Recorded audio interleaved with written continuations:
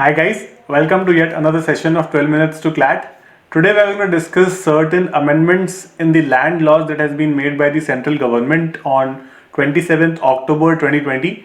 So we know that in 2019 a state reorganization act was passed in the state of Jammu and Kashmir. I did a full video on that. If you want to revisit that video, you can revisit the video in the current affairs playlist on the channel.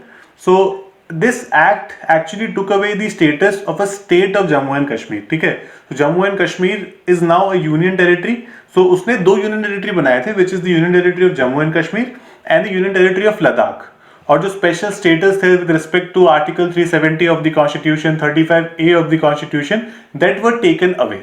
Now this particular order of the government has come by the virtue of that 2019 act. और वो कैसे? Because there was a provision in that act which was section 96 which stated that central government has the power to repeal or to amend any act in the state within 1 year of passing the 2019 act. ठीक है, तो जो 2019 act था that came on 31st October 2019 and these laws came on 27th October 2020. So this is within that 1 year time frame that was mentioned in the 2019 act.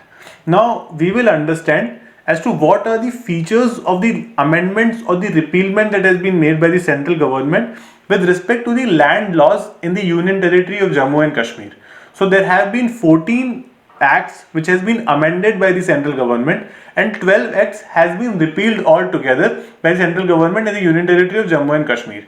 So let's look at these features, but before moving further, please note that this particular order only applies to the union territory of Jammu and Kashmir and not to the union territory of Ladakh at this point in time. Okay, it is only for the union territory of Jammu and Kashmir. Now the first important feature is we know that Article 370 and Article 35A gave a lot of privileges to the permanent residents of the state of Jammu and Kashmir. Only they were allowed to buy property in the state of Jammu and Kashmir. Now the repealment of that has been done and anybody can buy property in the state of Jammu and Kashmir and anybody can buy non-agricultural land. Okay, and if you want to buy agricultural land and use it for non-agricultural purposes, then the permission of the district collector is required, and this is done to ensure that there is no exploitation of the poor farmers in the state of Jammu and Kashmir.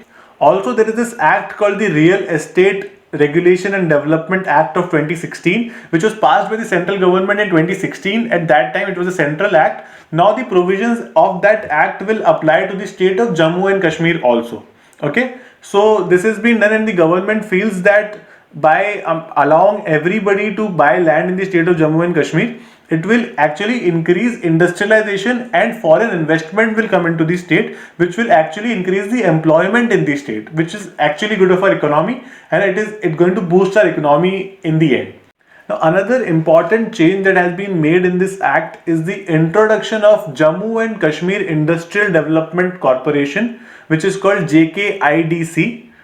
JKIDC क्या कर सकता है? They have the power to establish certain commercial centers and industrial units in the state of Jammu and Kashmir. Okay, they also have the power to buy or lease land or sell land for that purpose, for this very purpose for which they are made. So JKIDC में there are going to be 12 directors, out of which 4 directors are going to be from the private sector. So there are people who are going to be from the private sector as well as from the public sector to make sure that efficiency and accountability goes hand in hand. Now against this organization JKIDC or the corporation JKIDC, no court can take cognizance of any matter unless the JKIDC itself files a suit. और अगर किसी को किसी official JKIDC के किसी official के against case file करना हो, that person will have to give a 2 months notice in advance at least, and that notice should not be longer than 6 months. Okay, so एक ऐसा notice देना पड़ेगा to file any case against any official of JKIDC.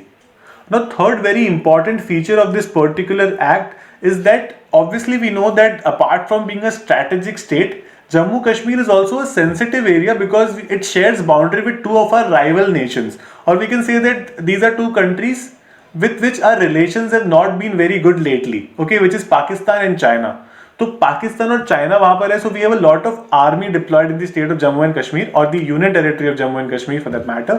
So any army officer which is not below the ranks of a corps commander can write to the central government to designate a particular area as strategic zone or strategic area, so that army drills and army development activities can be taken at that area. Okay, so that can also be done, which is actually introduced by the virtue of this act. Now another important provision is that when a person from Jammu and Kashmir married somebody from other state and they started living in Jammu and Kashmir. Okay, for example, a man from Jammu and Kashmir marries a woman from some other state, and that woman starts living with the man in Jammu and Kashmir. The woman did not get the domicile of Jammu and Kashmir even after marriage, despite she being living in Jammu and Kashmir now. Okay, पहले ये नहीं होता था, permanent citizens of Jammu and Kashmir आप नहीं बन सकते थे ऐसे. Okay, now this has been removed. So if you marry a person and start living in the state of Jammu and Kashmir, you will get the domicile status also of the Union Territory of Jammu and Kashmir.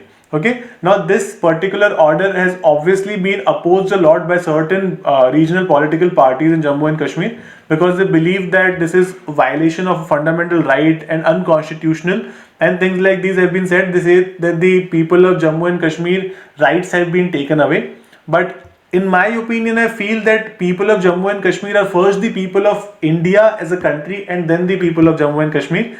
I would definitely love to know your opinion on this in the comment box. Let me know what you feel about these amendments, and if you have anything else to add to it, feel free to write it in the comment box.